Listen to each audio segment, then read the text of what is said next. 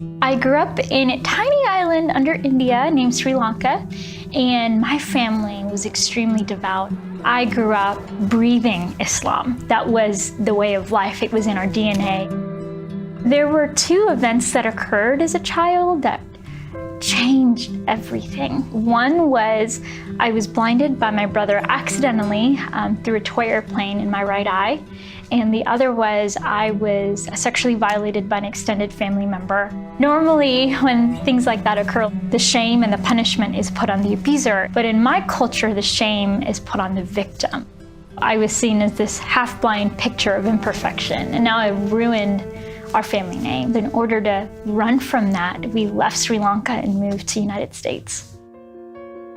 Moving to the United States was extremely difficult because there's the standard of, okay, you are now Muslim, thrust into a culture that is absolutely contradictory to everything you believe.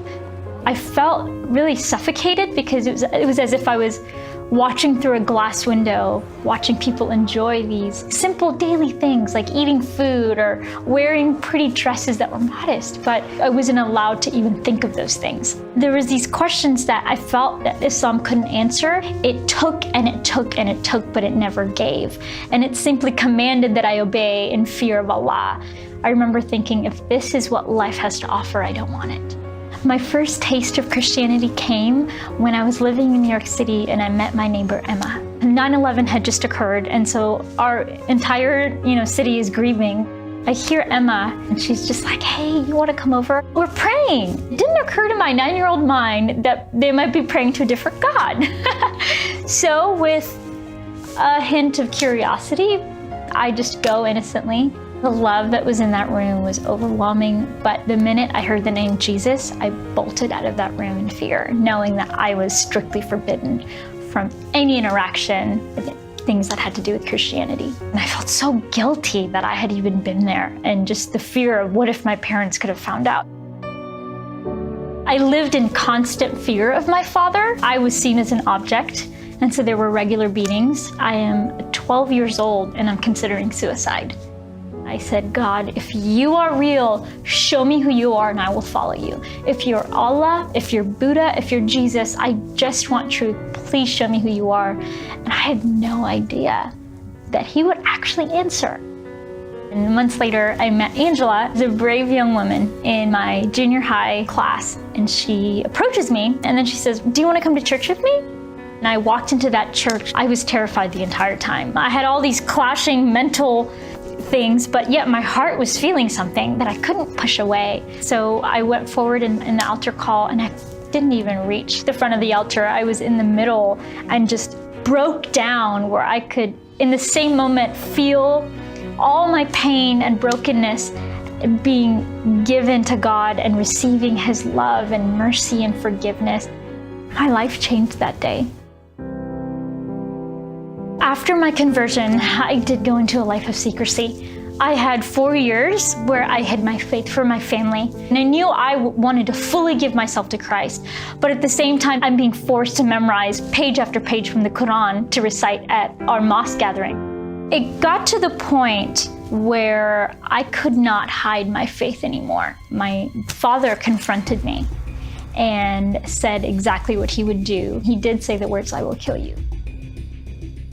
So my dad had left on a business trip after this confrontation.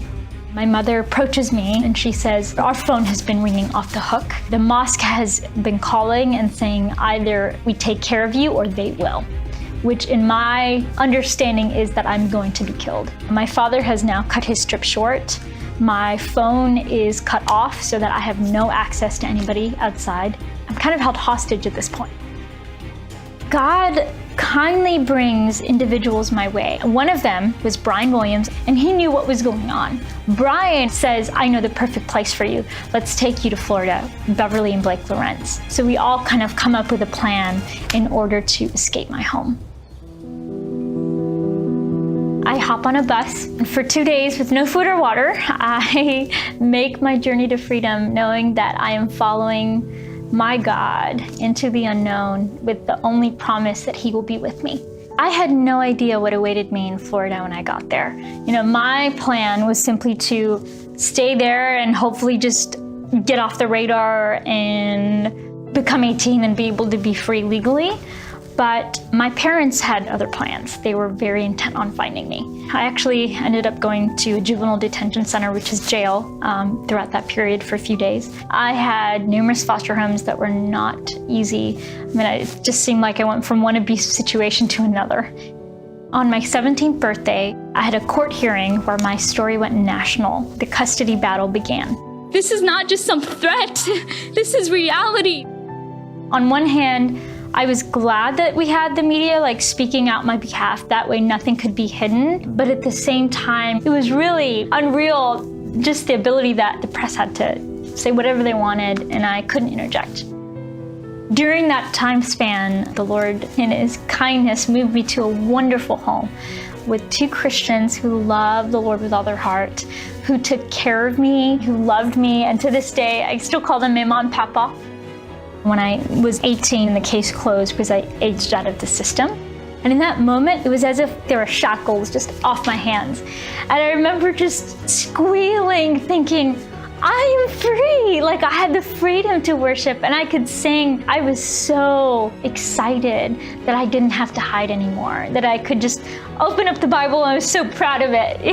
Look what I have. God has redeemed my story, but there is still a real loss. I have not had any interaction with my family, and I think it's hard for people to understand that. But I love them. I think prayer has been a huge factor in me praying for my family and having compassion on them and grieving for them and hoping that they would find the same freedom that I have found. I want to give hope to people who live in my Islamic culture, who lived as I lived, that there is hope, that it doesn't have to be scary. Jesus showed Himself to me in such a way, through His love, through His word, where my heart was lit ablaze. I look at what God has done in my life and I'm so grateful. Even in the midst of such loss and grief, I have seen God work miraculously in my heart and giving me freedom and joy and love and peace. Despite all the loss and grief I feel, I have no regrets and I would do it again.